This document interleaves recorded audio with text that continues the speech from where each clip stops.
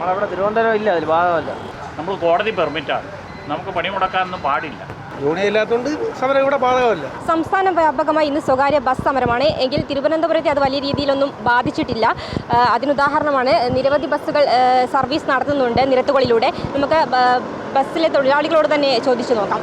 ചേട്ടാ, ഇന്ന് ബസ് സമരമാണ്, പിന്നെ എന്താണ് നിരത്തുകളിലൂടെ ബസ്സുകൾ ഇങ്ങനെ ഓടുന്നത്?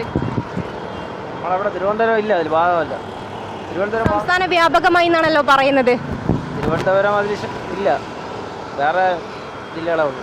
സംസ്ഥാന വ്യാപകമായി ഇപ്പോൾ ബസ് സമരമാണ്, പിന്നെ എന്താണ് ബസ്സുകൾ ഇങ്ങനെ ഓടിക്കൊണ്ടിരിക്കുന്നത്? നാളെ പണി മുടക്കിലാണ്.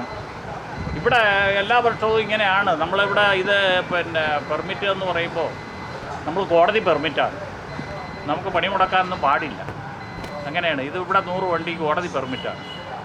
അപ്പോൾ നമുക്ക് ഈ പണി മുടക്കൊന്നും ബാധകമല്ല. നാളെ പൊതുവെ എല്ലാ NGO യൂണിയനും എല്ലാ യൂണിയനും പണി മുടക്കിലാണ്. അപ്പം നമ്മൾ ഒതുക്കിയിടും, എല്ലാവരും പോലെ തന്നെ നമ്മൾ. ഇന്ന് ബസ് സമരമാണ്.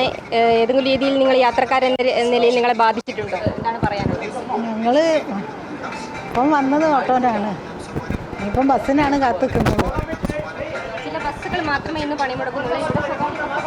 ഞങ്ങൾക്ക് അറിയില്ല, ഞങ്ങൾ കോഴിക്കോട് നിന്ന് വന്നതാണ്. ഉണ്ട്, ഇവിടെ എത്തിയാണ് അറിഞ്ഞത്. ട്രെയിനാണ്. ചേട്ടാ, ഇന്ന് ബസ് സമരമാണ്, പിന്നെ എന്താണ് നിരത്തുകളിലൂടെ ബസ്സുകൾ ഇങ്ങനെ ഓടുന്നത്? സംസ്ഥാന വ്യാപകമാണല്ലോ, അപ്പോൾ ട്രിവാൻഡ്രത്തെ അത് ബാധിക്കില്ലേ? സംസ്ഥാനം എന്ന് പറയുമ്പോൾ ട്രിവാൻഡ്രം ഉൾപ്പെടില്ലേ? ആരാണ് ഓടാൻ പറഞ്ഞത്?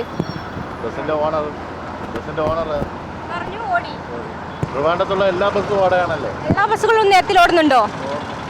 അപ്പൊ പ്രശ്നങ്ങളൊന്നും ഉണ്ടാവില്ലേ ഈ നിരത്തുകളിൽ ഓടുമ്പോൾ? സംസ്ഥാന വ്യാപകമാണല്ലോ. ട്രിവാൻഡ്രത്ത് അങ്ങനെ പ്രശ്നങ്ങളൊന്നുമില്ല.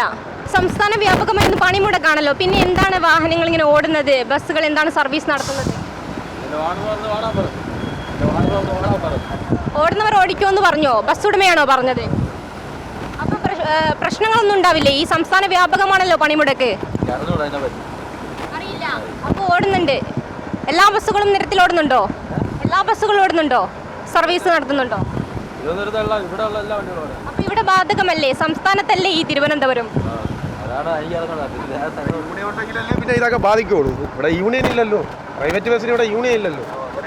യൂണിയൻ ഇല്ലാത്തതുകൊണ്ട് സമരം ഇവിടെ ബാധകമല്ല. വടക്കോട്ടുള്ളവർക്ക് സമരം അത്രേ ഉള്ളൂ.